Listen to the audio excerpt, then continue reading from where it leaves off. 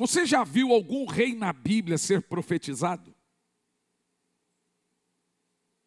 Puxa na sua mente. Algum rei que 350 anos antes ele foi profetizado por nome.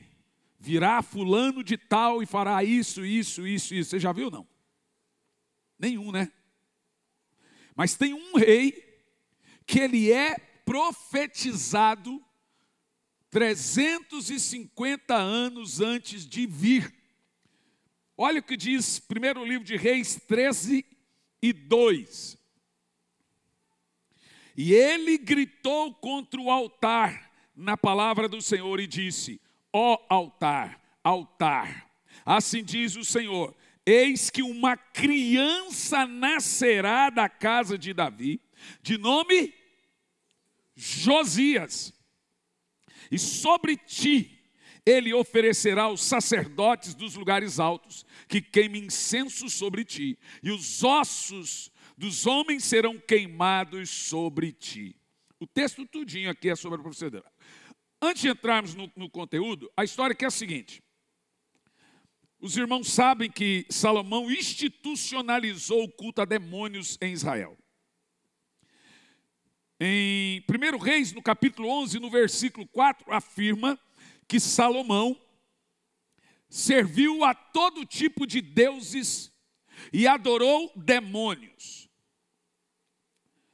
Salomão, ele foi o primeiro rei a adorar demônios dentro da nação. Ainda que Saul tenha sido um péssimo rei, nós não temos registro algum de idolatração dentro da nação, ou altares a ídolos sendo construídos. Altares como a Moloque, altares como a Quemós, como a Milcom ou Astarote. Pelo contrário, Saul mandava matar. Davi, tampouco. Mas no caso de Salomão, ele é o primeiro rei esotérico da Bíblia. Literalmente isso. Ele consultava estrelas, ele consultava necromancia, ele adorava Moloque, ele oferecia sacrifícios de crianças a Moloque. Nós não temos nenhum registro na Bíblia, ou de Deus falando que Salomão se arrependeu, ou de algum profeta falando que Salomão se arrependeu, ou até mesmo de Salomão se arrependendo. Nós temos 3 textos em Eclesiastes que Salomão dá ideia. Por exemplo, fui moço, agora sou velho, no caso. Salomão afirmando também que tudo é vaidade.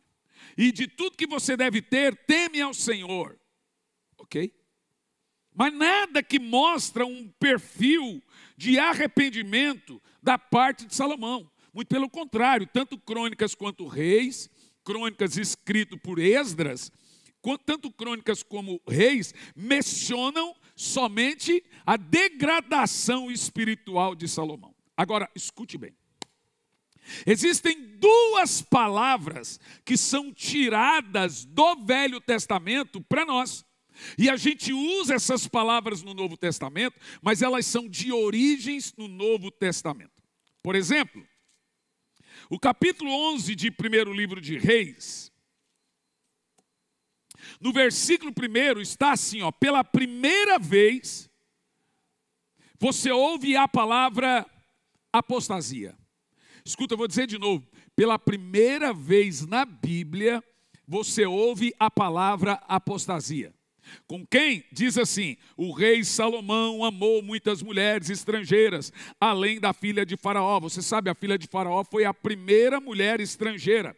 E quando ele propõe ao Faraó, que era seu inimigo, se casar com sua filha, o Faraó diz, então me dê uma demonstração de boa fé e leve um de nossos deuses para dentro do seu país.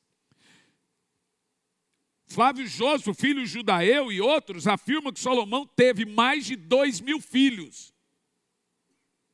Eu acho que ainda eu acho que é modesta essa conta, porque você teve 1.000 mulheres. Uma média de 2 filhos por mulher é modesto. Muito modesto. Se Salomão teve 2.000 filhos, ou mais de 2.000 filhos, está igual Gengis Khan, que teve 5.000 filhos. o homem fundador da China, da Mongólia e todos aqueles países da Ásia ali, ó. O texto diz que as mulheres eram moabitas, amonitas, edonitas, sidônios, heteus, ou seja, toda aquela turma de muitos demônios. E diz no verso 2, das nações acerca das quais o Senhor disse aos filhos de Israel, não tenha nada com elas. Tampouco elas devem entrar em vós. Está falando do coito aqui. Portanto, certamente elas desviarão o vosso coração atrás de seus deuses. Salomão fez justamente o contrário. No verso 3, ele teve 700 esposas, princesas, foram casamentos políticos, e 300 concubinas, e as suas esposas desviaram o seu coração. No verso 4, sucedeu que Salomão era idoso, é aqui que eu estou falando, ó. Ele era idoso. Esse negócio de falar assim, não, esse rolo de Salomão foi antes do arrependimento, é aí que é o problema, não é? Diz assim, ó, Salomão era idoso, verso 4, e as suas esposas desviaram o seu coração atrás de outros deuses, e o seu coração não foi perfeito diante do Senhor teu Deus, como fora seu pai Davi. Olha que interessante, mesmo Davi pecando contra Betseba, Deus ainda testemunha sobre ele. O que não faz o arrependimento, né? No verso 5, porque Salomão foi atrás de Astarote, a deusa dos Sidônios, atrás de Milcom, abominação dos Amonitas, Salomão fez mal à vista do Senhor e não seguiu inteiramente a Deus, como fez seu pai Davi. Então Salomão edificou um lugar alto para Quemós, a abominação de Moabe, e no outeiro que está diante de Jerusalém, e para Moloque, a abominação dos filhos de Amon. Só 2 reis mataram crianças como sacrifício mencionado pela Bíblia. Pegava crianças até 2 anos e sacrificava a Moloque. Moloque é um deus parecido um Buda.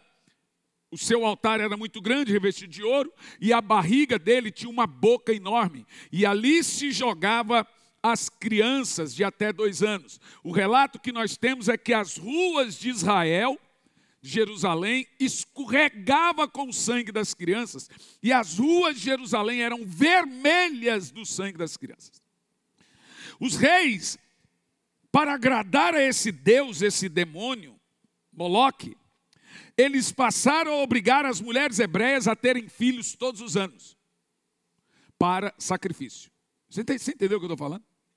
As mulheres tinham filhos para jogar a Moloque. Então, antes de jogar, cortava a criança o pescoço, jogava o corpinho lá e se banhava com o sangue da criança. Uma coisa terrível, diabólica, nível raro. Então, Acaz sacrificou seus próprios filhos. E Manassés também sacrificou seus próprios filhos.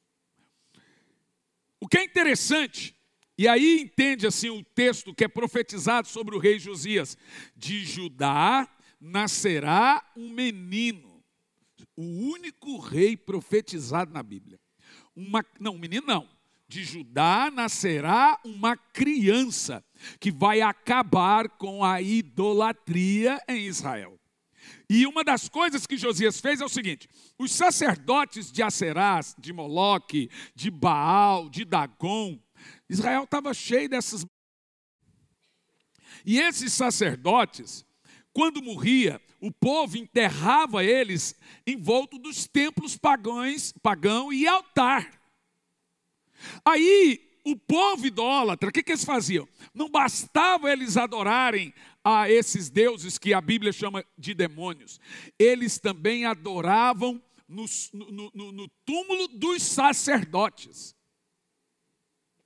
E aí o Espírito Santo diz como que Josias ia acabar com isso, porque veja, o problema de Israel é que isso se tornou uma... Gente, não é fácil acabar com uma cultura. E isso se tornou uma cultura. Olha, durante 400 anos pararam de falar de Deus. Sabe quem falava? O que falava nas tradições orais? Passava nas escolas para as crianças? Salomão. E esses feitos de Salomão, como construir altares, construir templos, passou a ser entendido que Salomão foi o homem mais poderoso do mundo, foi o homem mais famoso do mundo, então o que ele fez deu certo. E era passado de pai para filho que Salomão adorava, então deveríamos adorar.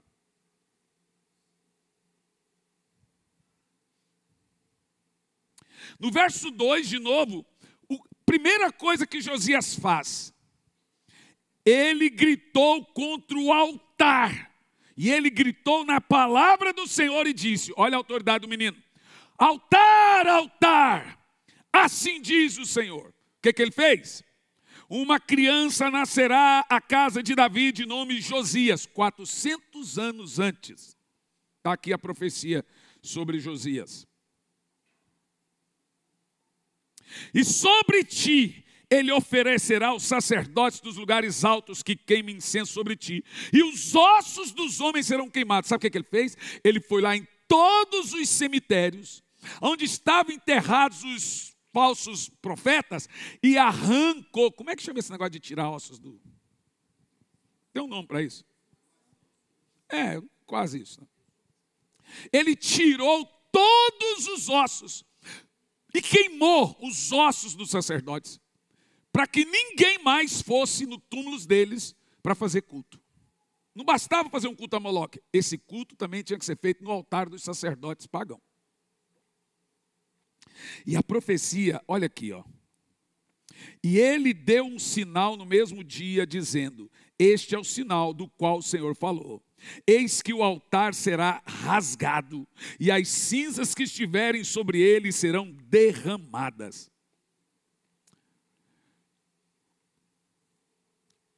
Agora deixa eu falar uma coisa para vocês. Pulando para a história. 350 anos depois de Salomão, nasce esse garoto aqui. E com 8 anos, esse menino assume o trono. E acontece que tem muita gente que passa os textos e ele não liga as coisas. Por exemplo, tem muita gente que não sabe que no mover que aconteceu com Josias, ele aconteceu 3 movimentos surpreendentes. O primeiro movimento foi o movimento da purificação do templo.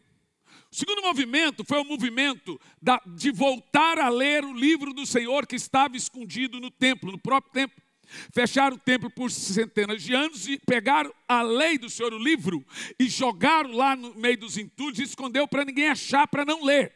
Ninguém tinha uma Bíblia, então o livro ficava no templo, as pessoas iam ao templo e pediam o sacerdote para ler. Jesus foi, Jesus leu. Ninguém sabe qual foi o rei, mas como de 400 anos, só 4 reis foram crentes. Então é muito difícil você entender que esses 4 reis crentes conseguiram mudar a cultura de um país. Não conseguiu.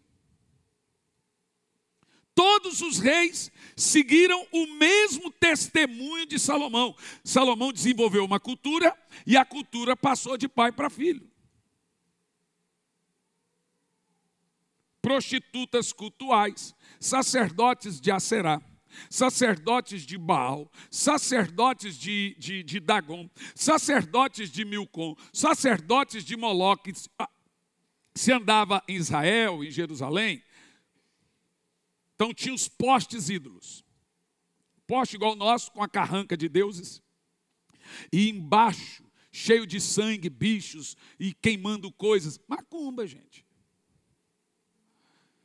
A cidade e a nação de Judá estavam envolto aquilo que a Bíblia chama de apostasia. E aí quando você começa a analisar aqui, ó, veja, são 118 vezes que a palavra apostasia está no Velho Testamento. Nós tiramos essa palavra do Velho Testamento e sabe de quem? De Salomão. A primeira vez que a palavra apostasia é inserida é com Salomão. Diz assim, ó, a apostasia de Salomão. Salomão foi um rei ecumênico, Salomão foi um rei esotérico e Salomão não é que ele não adorava a Deus, ele adorava também a Deus. O nome disso, ecumenismo. A partir de Salomão, vem o seu filho Reoboão. Roboão. Então agora você tem Jeroboão, que era o imediato de Salomão, e Reoboão, que era o filho de Salomão. É o primeiro rei depois de Salomão. Ambos, Jeroboão, assume Israel do norte, assume Samaria. E Roboão assume Jerusalém. Israel sul, Israel norte. Aí você pergunta, por que em Roboão a nação já não foi exilada? Olha aí que a conta que a gente tem que fazer. Porque todo mundo sabe que a nação é assaltada e exilada e vai para a Babilônia. E vai como? Eles vão completamente nu. Deixa eu te dar a dica aqui. Na época do profeta Isaías, pouquíssimo tempo antes de Josias, vem o vô de Josias, Manassés. E antes de Manassés, você tem Ezequias, né? o biso do Josias. Ezequias foi um rei maravilhoso, gente. Um rei temente a Deus. Um rei que foi afrontado pelo rei da Síria, mas ele manteve-se fiel e Deus esteve com ele. E aí você começa a perceber o seguinte. Isaías é o profeta que mais sofreu na Bíblia, sem dúvida. Primeira coisa, Deus chega para Isaías, olha que coisa, gente, e manda Isaías tirar os sapatos, não cortar mais o cabelo, não fazer mais a barba e tirar a roupa inteira. Isaías, agora você vai andar pela cidade, pela nação, por 3 anos completamente nu. Você tem na Bíblia profeta que andou mostrando as suas nádegas? Você tem na Bíblia profeta que casou com prostituta, por exemplo, Oséias. Oséias, Joel, Zacarias eram profetas de Israel do norte. E quando Oséias se casa com uma prostituta, Deus fala assim, é para mostrar para eles que eles estão se prostituindo. Mas a ideia de Deus usar Joel, nessa ideia é mostrar que mesmo eles adúlteros e prostitutos, Deus amava. Todo dia chegava, Oséias, cadê sua esposa? Está aqui em casa. Está não. Está onde? Está de novo lá no centro vendendo o corpo. Ia lá Oséias e pegava a mulher. Está em casa. No outro dia, a mesma. Todo dia ele teve que enfrentar a difícil tarefa de perdoar a esposa prostituta, gente. E o Senhor fez isso para dizer assim, é assim, ainda que vocês se prostituem, eu os amo, eu não abandono vocês. A história de Oséias é essa. A história de Isaías é cruel. Imagina a nação inteira chamando o homem de louco. Isaías pirou. Andando feito um doido, um gadareno. Completamente nu por 3 anos. Por que Deus fez isso? Deus falou para Isaías, é para provar que eles vão para o exílio completamente nus. E aconteceu isso.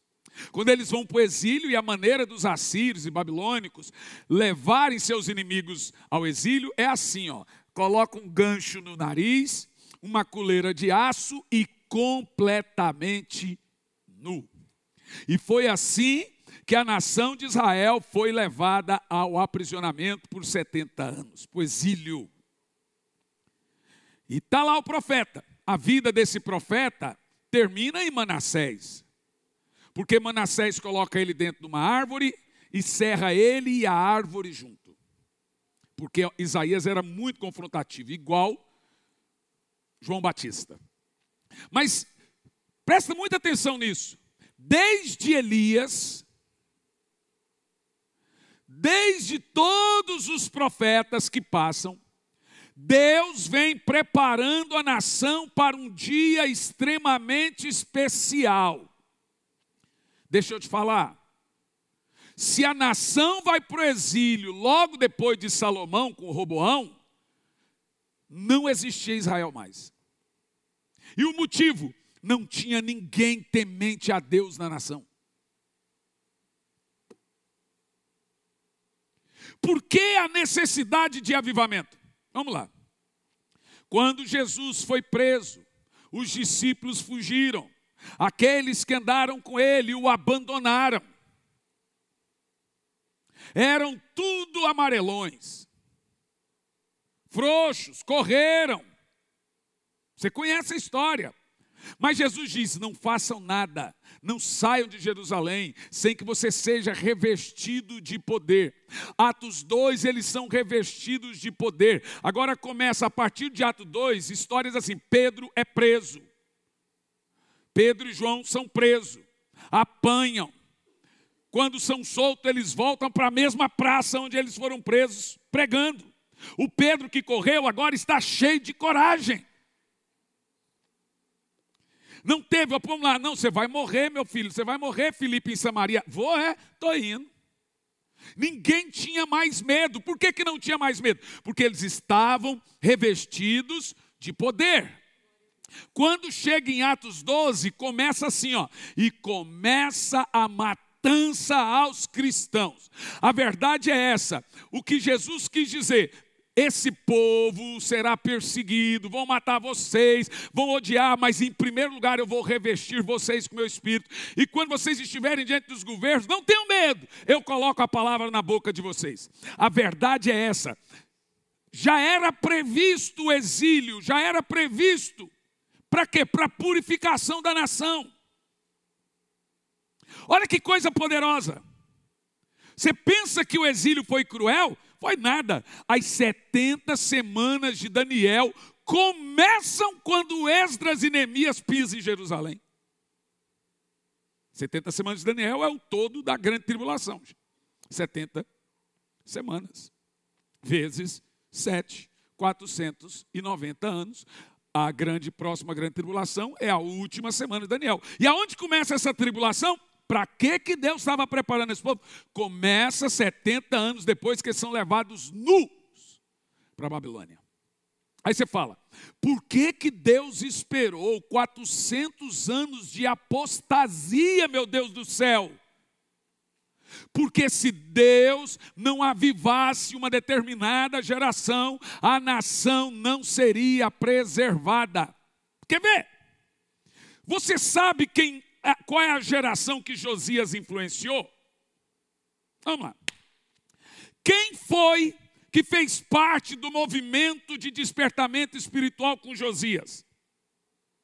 Talvez você nunca parou para pensar nisso. Vamos lá. Olha quem? Daniel, Sadraque, Mesaque, Abedênego, Sofonias, Naum, Jeremias. Quem era Jeremias? Jeremias era filho do sumo sacerdote Ilquias. Então você tem a profetisa Uda, o sumo sacerdote Ilquias, o profeta Jeremias, você tem o profeta Naum, o profeta Sofonias e Daniel. Então assim, Deus derramou, pegou o ônibus espiritual, falou, vou descarregar na geração de Josias o que eu tenho de melhor. Quem vem antes já preparando o caminho para eles? Isaías. Ninguém, nada menos quiser. E se não tivesse cerrado Isaías, ele faria parte do movimento. Quem vem depois, que foi influenciado pelo movimento espiritual de Josias? O profeta mais louco da Bíblia. Quando você lê o livro dele, você fica assim, meu Deus, olha o que esse homem está falando. Trono de rodinha. Trono que não anda para trás, só para frente e para o lado. Raios e trovões. Querubins de 6 asas. Que homem maluco, meu Deus do céu. Só o cara que tinha mais visões profundas da Bíblia. Ezequiel. Ezequiel foi influenciado por quem? Pelo movimento de avivamento e de despertamento espiritual. E Josias? Josias era o que liderava todo, gente. Mas sabe qual é a idade de Josias? De 8 a 16, quando acontece. Josias liderava Jeremias, Josias liderava Ilquias, Josias liderava Uda, Josias liderava Naum, Josias liderava Sofonias. O que Deus estava querendo? Deus estava, porque olha, recapitulando você, quando eles descobrem o livro dentro do templo, deixa eu falar, irmão, os irmãos aqui sabem que quando eu começo a pregar um tema com várias mensagens, é porque já não era uma simples mensagem. Deus está falando. Quando eles descobriram o livro, Josias, o garoto, pegou da mão de Ilquias, que é o pai de Jeremias, e disse, manda para a profetisa. Mas por que não mandou para os outros? Porque Uda era mais velho, os outros eram novos. Era tudo assim uma patotinha de profetas, igual minhas profetinhas ali, ó. Você entender como o poder do Espírito, ele entra na mente da gente e gera uma cultura. Uda, olha o que Uda fala. Manda para o rei que a nação será exilada. Não vai sobrar aqui nada. Mas por causa do coração de Josias, isso não vai acontecer no seu tempo. Eu vou preservar a nação por causa de Josias. E qual é o motivo? Por causa dos pecados de Manassés e Salomão. Qual que eram os pecados? Você percebe que idolatria só purifica com prova. Irmão, se a prova fizer você orar, ela já cumpriu a meta dela. Se a luta te fizer orar, ela já fez mais da metade do que deveria fazer na sua vida. Porque a primeira coisa, quando você olha, por exemplo, você quer entender o que aconteceu na época de Josias? Leia Naum, que Naum está pregando para aquele povo. Leia Sofonias. Sofonias no capítulo 3, Sofonias chama Israel, sabe de quê? Prostituta indecente. Sofonias vai pregar naquela época mensagens de juízo. Naum já vai pregar mensagens de transformação. Jeremias vai levantar um movimento de oração na nação. São 130 vezes, 130 convocações de Jeremias para a nação orar a Deus. Jeremias era o profeta, era o N-Bounds deles. Era o Leonardo Ravenhill deles. Era aquele profeta que estimulou a nação ao movimento de oração. Então, quais foram os movimentos que nasceram nessa época? Movimento de oração, liderado por Jeremias, já vamos ver aqui os textos. Movimentos da palavra, liderados por Naum. Você vê Amós capítulo 8, no versículo 11, nos últimos dias derramarei fome e sede sobre a terra, mas não de água e de comida, mas das minhas santas palavras. Mas é interessante que Josias lidera esse movimento de passar a amar a palavra de Deus. Ele acha o livro e ele começa a ir diante de toda a nação, lê o livro para toda a nação ouvir. Então você tem o movimento da redescoberta do amor pela palavra de Deus, o movimento de oração, você tem um movimento de arrependimento liderado por Sofonias através de suas palavras, e movimento, olha isso, e movimento de intimidade e paixão pelo Senhor liderado por Naum.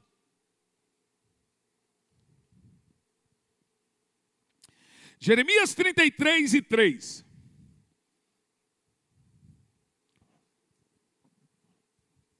Esse é para falar de cor. O que é Jeremias 33:3, gente? Está vendo? Clama a mim e responder-te-ei. Vocês têm que lembrar que a nação, até Josias, não conhecia a Deus. Não tinha escriturários, a palavra não era ensinada, tinha gente que nem sabia as histórias de Moisés, Josué, etc. Então, agora, quando o rei Josias começa a pregar na frente do templo com a Bíblia, Jeremias começa a estimular eles à vida de oração. Aqui, ó, clama a mim, isso aqui está falando aqui, ó, nesse período. Clama a mim e responder-te-ei, e anunciar-te-ei coisas grandes e firmes que não sabes. Jeremias 29, do 12 e 13.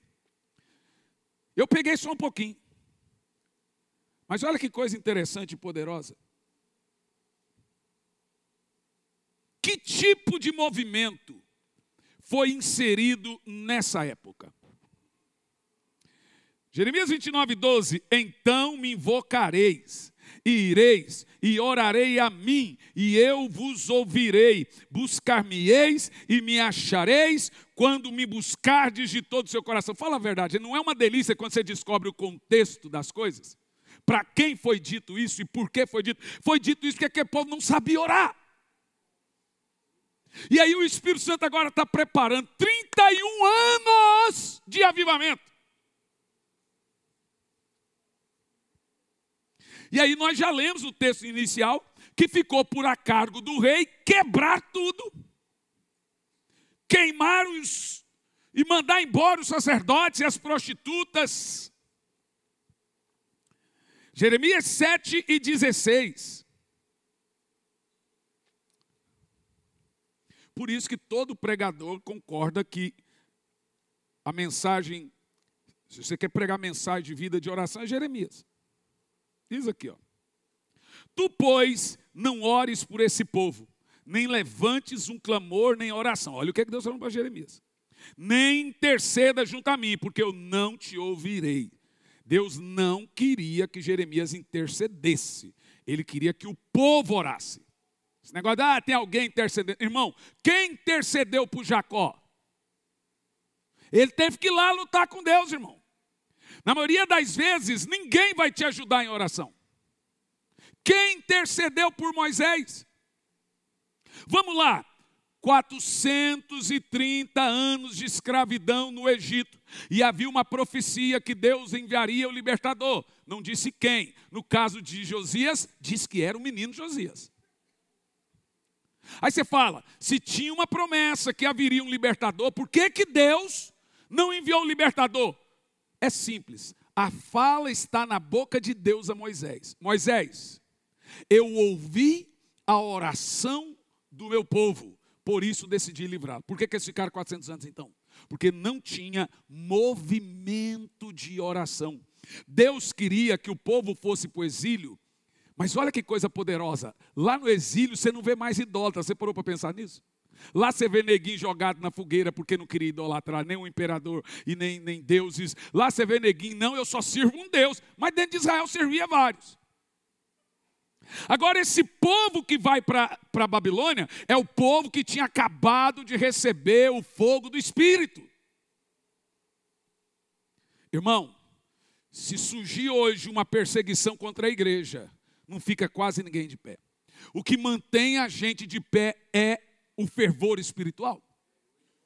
Por isso que a gente tem que entender, quando você lê na Bíblia, a palavra apostasia, tirada do Velho Testamento, junto com a palavra avivamento nasce nas bocas de Amós, de Abacuque, de Joel, de Josias, são palavras que nós tiramos do Velho Testamento. Por quê? Avivamento e apostasia é uma moeda só. Sem avivamento, todos sucumbem à apostasia. Aquilo que foi feito com Salomão foi feito, não tinha volta mais. Imprimiu nas entranhas da nação uma cultura. E o povo pensou que para ficar rico tem que idolatrar bezerro de ouro. Porque foi Salomão era rico, adorava o Deus, então vamos fazer igual a ele. Como é que vai destruir uma cultura com outra? Você tem que entender que o Espírito Santo, mais do que lhe dá poder, ele lhe dá uma metanoia, uma nova cultura. Olhe à nossa volta. Eu te pergunto, esse país está inserido numa espécie de apostasia? Está ou não está? E aqueles que não estão numa espécie de apostasia? Uma friaca, gente, uma friaca, uma frieza nas igrejas que você não tem noção. É sinistro você pregar em alguns lugares e o povo parece que nem está ali. É também apostasia. Nossa geração preciso urgentemente de um avivamento antes que aconteça coisas piores. Se nós não tivermos um avivamento, veremos sepultamentos espirituais. Mais e mais aviões caindo. O que mantém a igreja no trilho é o fervor, é o Espírito Santo. Você pega, vai lá, de Salomão a Josias. Por que não seria? Se foi um movimento tão poderoso, por que Deus trouxe então o exílio depois do coitado do Josias? É porque o povo não estava isento dos seus pecados. E você tem que entender que era uma época de lei. Mas isso aconteceu. Então o que aconteceu com Josias? Livrá-los do exílio? Não. A profeta Uda falou para ele, não era para livrá-los, era para prepará-los. Quem é influenciado por Josias lá dentro da Babilônia? Naum, Esdras, a turma, porque Daniel liderava várias turmas, que foram todos para a Babilônia. Naum, Esdras, Josias já tinha morrido, mas o mover de Deus já estava acontecendo dentro da nação. Você acha que Naum, Esdras, você acha que Daniel, que profetizou para quase todos os reis, tanto babilônios quanto assírios, você acha quem foi a influência de Daniel, que era novinho ali na época? Você olha para essas meninas, tem uma profecia aí falando que nós vamos viver um avivamento de 30 anos. E eu fui estudar na Bíblia isso aqui, você sabia? A maioria dos avivamentos tem esse tempo. Tanto na Bíblia e na história. Se isso é verdade, uma colheita de 2 bilhões de almas para Jesus. Eu pergunto, quem serão os avivalistas lá? Não é só o papel do pastor desta obra, pregando para preparar a mente futura desses homens e servos de Deus. Você também, pai. Você também, mãe.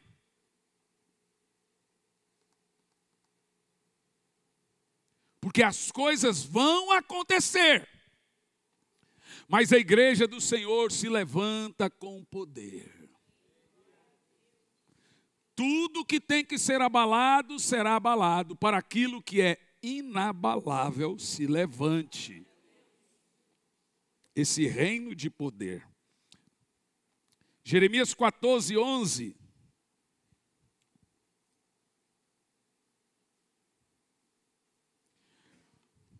Disse-me ainda o Senhor, não rogues por esse povo para o seu bem. Ó a raiva que Deus está do povo. Quando jejuares, não ouvirei o seu clamor. E quando oferecerem holocaustos e ofertas de alimentos, não agradarei deles. Por quê?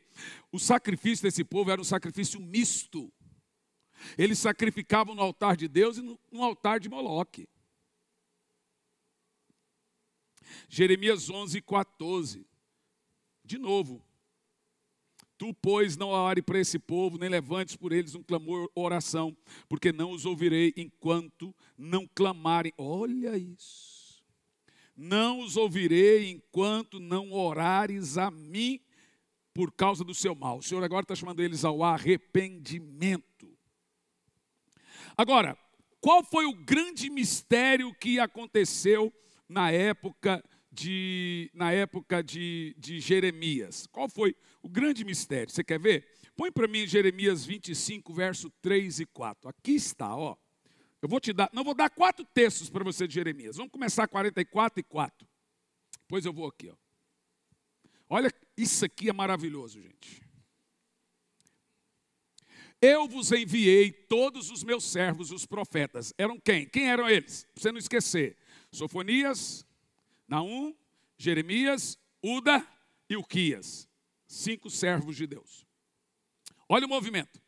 Eu vos enviei todos os meus servos, os profetas, madrugando e enviando a dizer, não faça essas coisas abomináveis que odeio. Deus estava falando dentro da nação. Gente, é interessante que eu lembro de todas as etapas da minha vida, Deus, em cada geração, Ele sempre levanta uma turminha de 5, de 6, de 10, uma turminha falando a mesma coisa, uma turminha falando a mesma... Quem quer ser minha turminha aqui? Vamos ser uma turminha? Jeremias 7:13.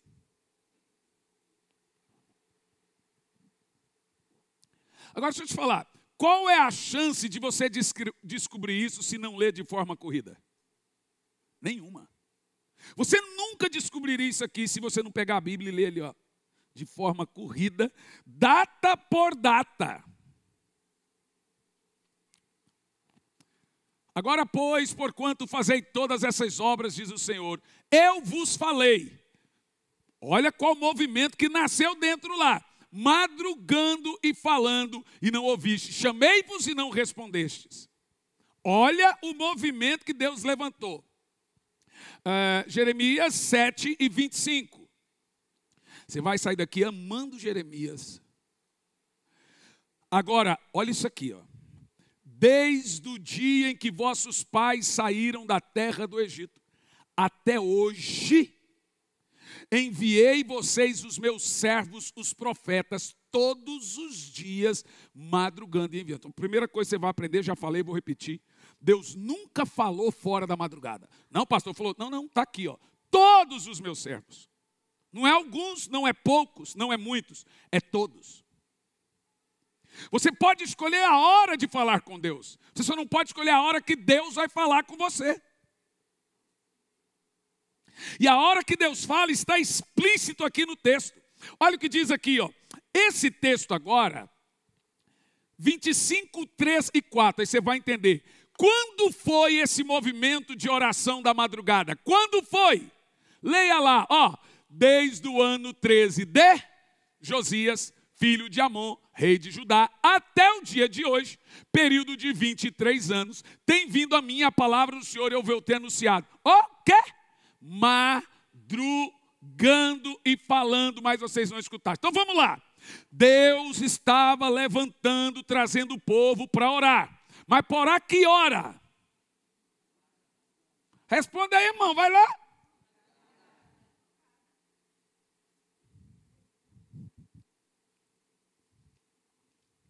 Você imagina eu, que tem 2 livros que falam sobre isso. A raiva de descobrir isso só agora. E significa que tem que vir um outro livro. Você pensa, só um grande mover espiritual retiraria da alma do povo aquilo que Salomão imprimiu.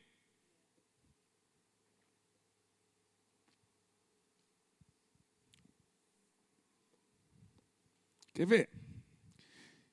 Jeremias 7, do 13 ao 15. Vamos agora na parte do texto. Diz assim. Agora, pois, porquanto fazei todas essas obras, diz o Senhor, eu vos falei madrugando e falando não ouvistes. Chamei-vos e não respondeis. Falei também a esta casa, que se chama pelo meu nome. Agora ele vai falar do templo. Na qual confiais, a este lugar que vos dei, a vossos e a vossos pais, como fiz Siló.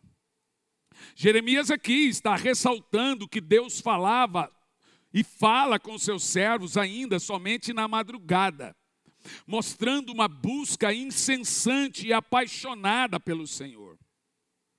Aqui em Jeremias 25, do 3 ao 4, você tem, quando Jeremias diz em detalhes, olha, o movimento de oração da madrugada nasceu desde o ano 13 de Josias de Amon, filho de Amon, rei de Judá, até esse dia, 23 anos. Você tem que se lembrar que passam reis depois de Josias, mas nenhum deles permanece, até os filhos dele, um 3 meses, outro 1 ano, outro 6 meses, morrem todos, e o exílio acontece com o rei Zedequias. Quem é levado para a Babilônia? Jeremias não é levado para a Babilônia. Inclusive, quem liberta Jeremias da cisterna foi Nabucodonosor. Estava preso. E o Nabucodonosor usou as palavras de Jeremias para falar para Zedequias. Zedequias, você sabe que você não pode vencer. Está vendo aí? Você tem um profeta mandando você se humilhar. Que nada.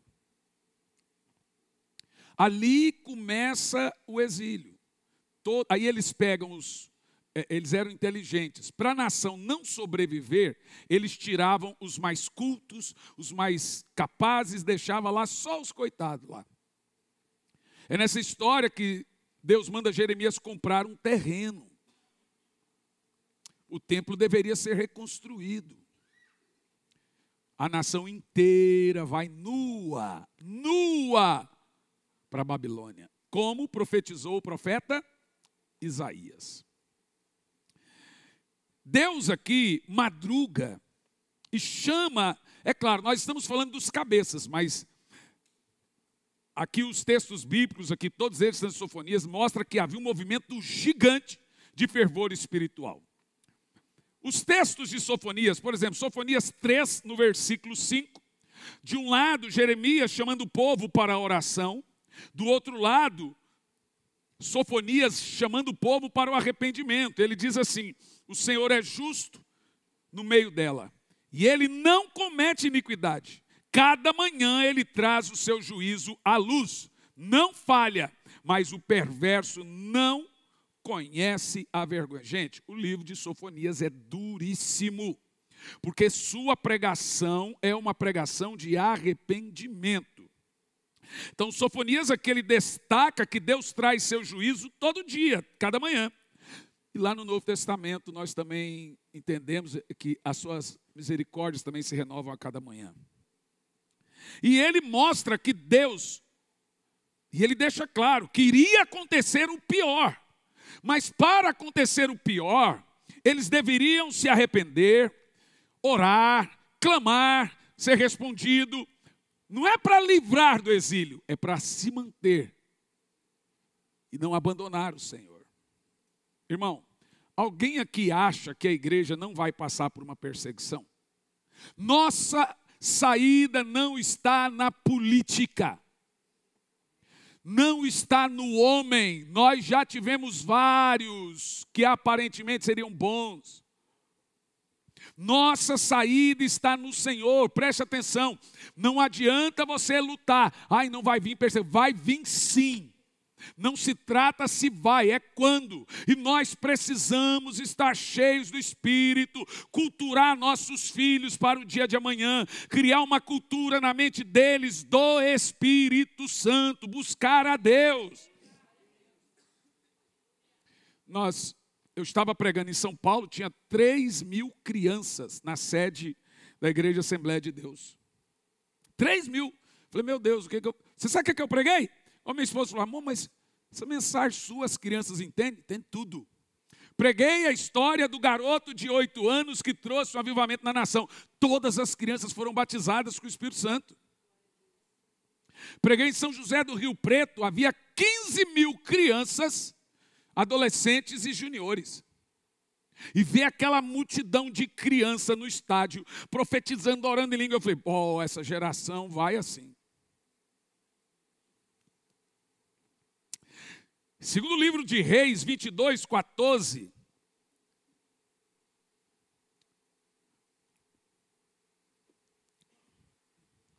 Então foi o sacerdote Ilquias, e Aicão, Aquibor, Safã, olha a turma, e Asaías, a profetisa Uda, mulher de Salum, filho de Tuquivá, vá você, o filho de Aras, o guarda das verduras,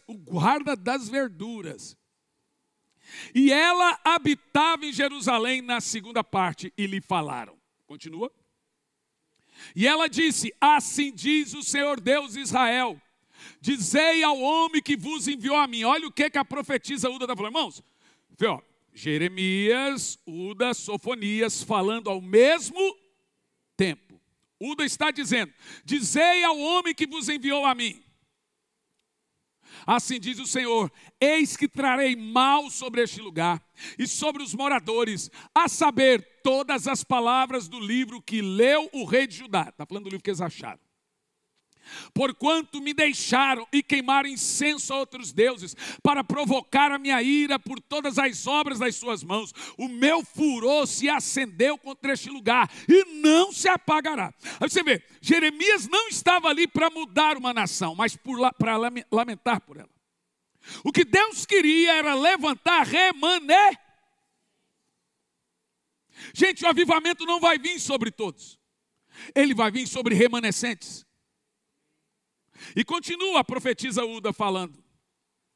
Porém, ao rei de Judá, que vos enviou a consultar o Senhor, diz a ele, assim diz o Senhor Deus de Israel, acerca das palavras que ouviste. Palavra para Josias. Porquanto o teu coração se enterneceu e te humilhastes perante o Senhor, quando ouvistes o que falei contra este lugar e contra os seus moradores, que seria para assolação e para maldição, e rasgastes suas vestes e chorastes perante mim, também eu te ouvi, diz o Senhor. O garotinho. Por isso, eis que eu te recolherei a teus pais. Vai morrer.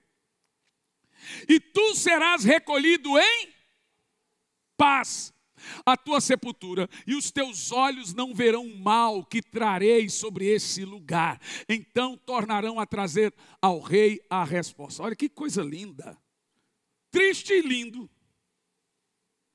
O que o Deus falou através da boca da profetisa Uda?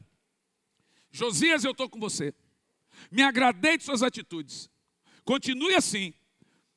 Mas você não vai evitar a ira. E qual é o grande motivo da ira de Deus ali, meus irmãos? Qual é o grande motivo? Vamos lá. Por que vai vir grande tribulação? Você nunca leu esse texto na Bíblia?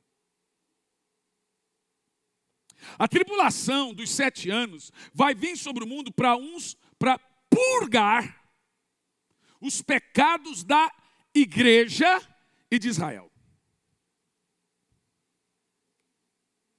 Se eu não me engano, é Daniel 9, procura para mim.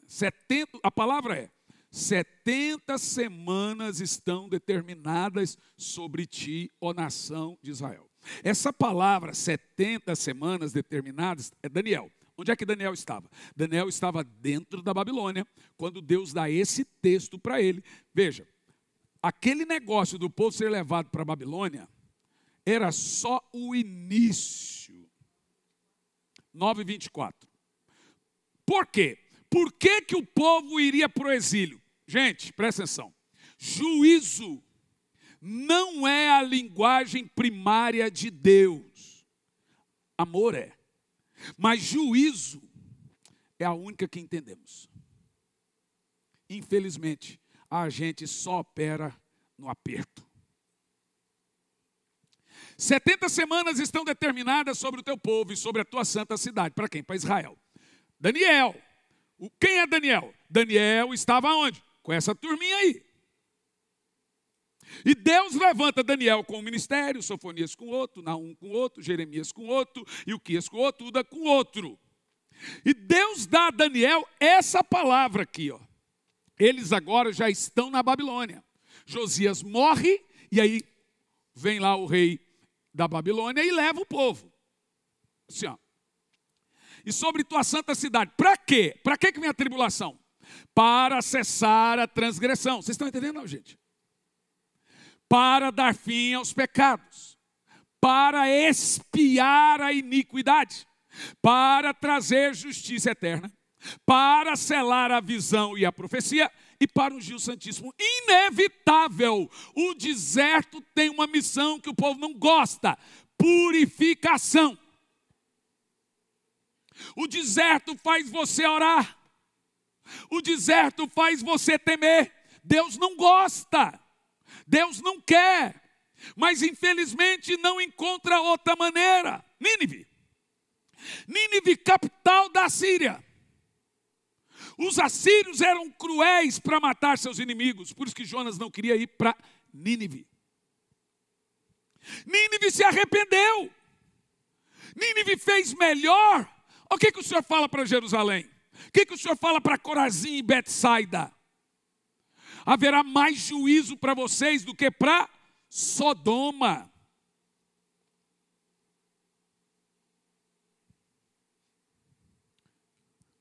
Que coisa. Você percebe que avivamento sempre vem antes de esfriamento. Simples, quer ver? Atos 2, o Espírito Santo desce. Atos 8, o Espírito Santo desce 12 anos depois. Atos 10, o Espírito Santo desce 15 anos depois. Atos 19, o Espírito Santo desce 23 anos depois. Entre Atos 2 a 19, 23 anos. Atos 19, avivamento com Paulo em Éfeso. Apocalipse 2. Você tem 50 anos de Atos 19 a Apocalipse 2. O que temos em Apocalipse 2? A igreja que recebe o avivamento em Atos 19. Em Apocalipse 2, ela já perde o seu primeiro amor. Só 50 anos. Você sabe quem era o pastor de Éfeso? Quando esse povo perdeu o primeiro amor, você sabe quem era o pastor? João. João pastoreou uma igreja que, meu Deus, gente, é surreal um negócio desse. E aquele povo não era nem sombra mais do avivamento. Mas aí o que vem depois? Sabe o que vem depois? Nero fazendo o quê? Queimando, crucificando e matando crentes em todo o Império Romano. Um dia ele pôs 1.800 cruzes dentro do Coliseu. Ele pôs cruzes meio baixas e soltou os leões. A ideia era que os leões comessem os cristãos só da cintura para baixo. E os leões vão comendo os cristãos só da cintura para baixo. Ele manda parar e desce. Eu quero olhar a cara desses crentes agora. Disse Nero. Eu quero ver se tem essa cara de alegria que me enoja. Quando ele desce e ele vai olhar para os crentes comidos, pernas comidas, tudo da cintura para baixo, estão cantando, estão adorando, estão bendizendo a Deus. Ele se irrita, ele mesmo com a espada começa a matar um, matar outro de raiva. Você acha que um crente consegue passar por isso sem estar cheio do Espírito Santo, irmão? Então eu vou afirmar a você, nós vamos viver um avivamento singular. Será maior que Atos 2, será maior que Atos 8, será maior que Atos 10, será maior que Atos 19. Seus filhos profetizarão. Olha, na época de Josias, 8 anos, os filhos deles, da idade dessas meninas aqui, ó, o que eles viraram depois? Todos viraram o quê? Grandes profetas da Bíblia. Eu estou aqui lançando profecias sobre seus filhos há uns 5 anos. Aleluia! Oh, glória! Naum 1, no versículo 7. Estou te mostrando como Deus usou cada profeta no mesmo período. Eu estou quase para falar que morava na mesma casa. Mas não vou falar não. Olha que a palavra de Naum, ela é diferente de Sofonias. Sofonias vem rachando a taboca. De um lado o Senhor corrige, aquele que se arrepende, ele... Olha o que diz. O Senhor é bom. Uma fortaleza no dia da angústia. E conhece os que confiam. Por isso você não pode pegar um cara e falar assim, não, esse cara que prega arrependimento, ele é usado por Deus. Aquele outro que prega consolo, não é não. Porque agora você não pode fazer isso. No mesmo período que Sofonias foi pregador duro, o Senhor levantou Naum que não era. Para aquele que se arrependeu, ele traz consolo. É maravilhoso isso aqui, gente. Nós acabamos de ver um texto terrível de Daúda. Um texto terrível de Sofonia, e vem o Senhor e fala na boca de Naum, para o seu povo. O Senhor é bom. Uma fortaleza no dia da angústia, e conhece os que confiam nele. Olha. Ilquias, 2 Reis 22, 8. E aqui eu concluo. Do 8 ao 13 diz assim, então disse o sumo sacerdote Ilquias, pai de Jeremias. Então disse o sumo sacerdote Ilquias ao escrivão Safã. Safã, não é Satã não. Achei o livro da lei na casa do Senhor. E Ilquias deu o livro a Safã e ele o leu. Pode ir.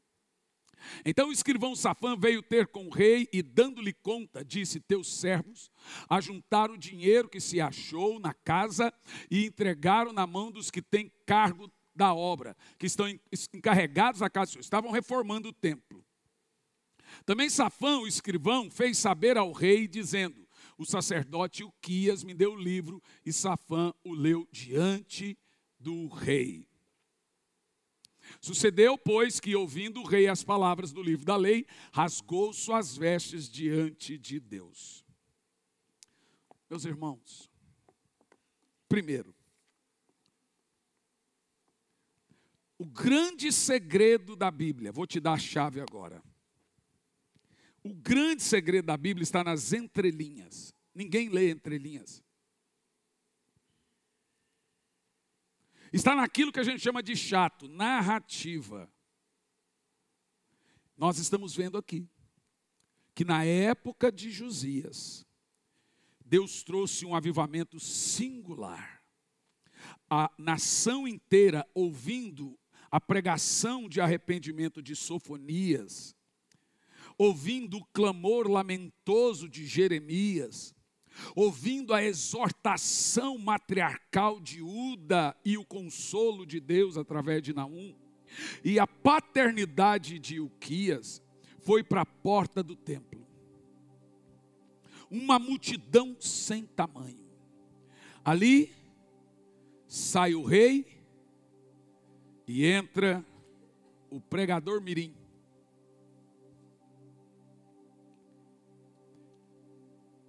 E agora Josias começa a explicar e pregar a palavra de Deus.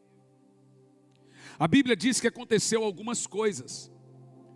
As pessoas começaram a fazer fogueiras aos montes, centenas de fogueiras, queimando seus ídolos.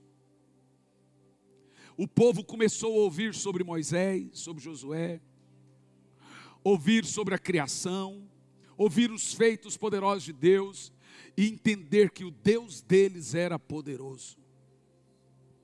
E aquele povo começou a se jogar no chão e rasgar as vestes, e gritava ao Senhor em arrependimento. Essa geração, que depois morre, essa geração que se enche do Espírito de Deus, que se arrepende, vão para o exílio. Essa geração não se desvia. Lá está Sadraque, Mesaque e Abedênego na fornalha. Lá está Daniel na cova. Lá está outros. Depois vem Ezequiel. Você acha que Ezequiel não ouviu tanto de Daniel? Contemporâneos. Lá vem Esdras, Neemias, todos contavam o que Deus fez em Judá, há poucos anos atrás. O que Deus faz? Ele tem misericórdia daquele movimento. E Deus foi levantando reis que passou a amar os judeus. Ciro, Dário, que passou a admirá-los. Que passou a querer entender sobre os deuses. Porque eles estavam lá, gente, Deus não fez a nação de Israel para ser aquele glamour de Salomão. Não tem isso na Bíblia, não. Por que Deus fez a nação de Israel? Está na boca de Deus para Abraão. Em ti serão benditas todas as famílias da terra. O que Deus fez em Israel? Testemunhar, ser um missionário às nações. Falar de Deus para as nações. Mas não foi isso que Israel fez. É o que a igreja faz hoje. Nós somos suas testemunhas. Mas Israel amava as outras nações, os outros deuses, e não cumpriu sua missão. Olha para mim. Eu tenho um segredo para revelar para os irmãos na quarta que vem. E eu estou pregando e preparando os irmãos para tal. Mas Deus vai nos dar algo que vai revolucionar nossa vida e nossa casa. A minha avó morreu quinta passada. E os irmãos conhecem a minha história com a minha avó. Eu fiquei algum tempo na casa da minha avó. E eu acordava todo dia de madrugada com a oração da minha avó. Ela me estimulou a orar de madrugada. E Eu fiz um post na internet da vida da minha avó. Uma foto dela. Gente, milhares de comentários desse tipo assim, ó. Dona Dorvalina, nos vemos na glória. A sua vida impactou a minha. Obrigado pelo legado. Obrigado pelo aquilo outro. Porque eu coloquei no livro que eu aprendi a orar com a minha avó.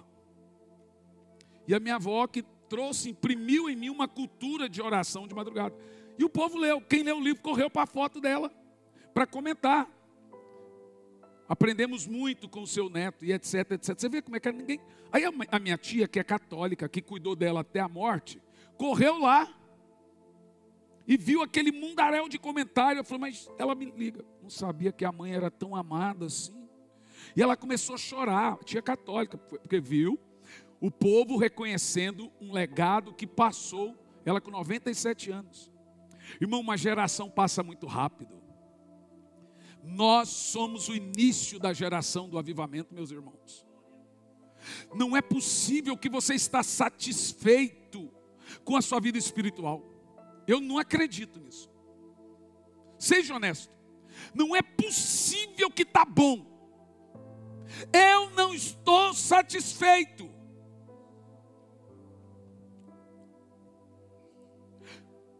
Não é possível que está bom. O Senhor está prestes a fazer uma coisa nova,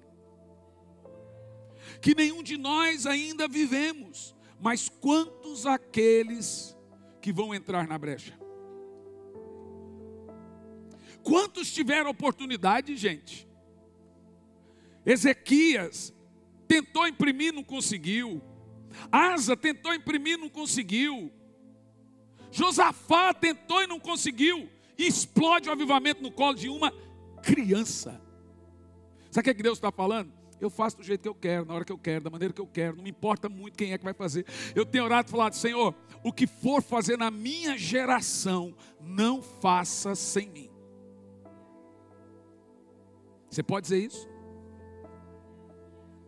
Eu não abro mão de águas profundas. Eu vou repetir. Eu não abro mão de águas profundas. Lá está o tesouro. Eu quero chamar você, e eu vou lhe dizer, para você não estranhar, porque você será visitado pelo Espírito Santo. As madrugadas suas serão maravilhosas, com cheiro de pão, cheiro de maná. Você estará orando e o maná descendo, orando e o maná descendo. Seus filhos estarão cheios do Espírito Santo nas madrugadas, nas escolas.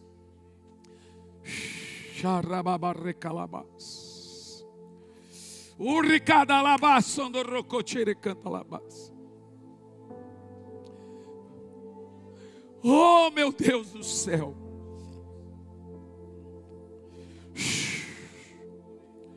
Meu Deus, eu estou tomado. Jairo, meu querido, o Espírito Santo me mostrou que você é do ministério da palavra. Se prepara, estuda, esmera-se e logo o Senhor vai te levantar. Vamos lá, ore em línguas. Oh, Ele vai imprimir na nossa alma uma cultura. O Espírito Santo está prestes a imprimir no nosso interior uma cultura. Hoje aqui Ele está imprimindo uma cultura sobre você. Eu quero te dar a lição de casa. Pega aí, ó, essas informações e releia. Você entender esse avivamento, entender o que o Espírito Santo, como que Deus respondeu à apostasia de 400 anos. Você pensa, a apostasia começou com o chamado rei mais sábio, e ela acabou com um garoto de 8 anos. A sabedoria do homem foi reduzida a cinzas. Fique em pé. Oh, Espírito Santo, obrigado, Espírito Santo. A tua presença está aqui, Espírito Santo. A tua presença está aqui, Espírito Santo. Olha, é maravilhosa a tua presença, Espírito Santo. Levanta um pouquinho as mãos. Trate o Espírito Santo bem agora, um pouquinho. Trate ele bem.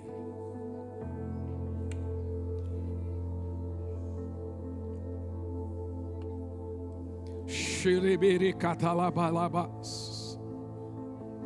Serendo rocomandá xerecalabas. Oh Espírito Santo, que vontade de ficar aqui muitas horas. Que vontade de ficar aqui um punhado, Espírito Santo. Eu ministro agora um avivamento igual eu estou passando na sua vida, um avivamento bíblico. Você vai encontrar coisas na Bíblia que vão te dar pão fresco. O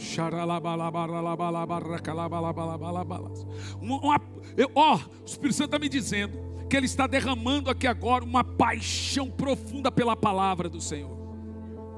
Uma paixão profunda pela palavra. Aos que estão aqui e aos que estão online, uma paixão pela palavra de Deus, um amor imensurável eu ministro agora, um amor imensurável pelas santas palavras de Deus. Oh Espírito Santo, Espírito Santo, Espírito Santo, Espírito Santo, Espírito Santo. Você não vai conseguir ficar um dia sem pegar na palavra e meditá-la nela.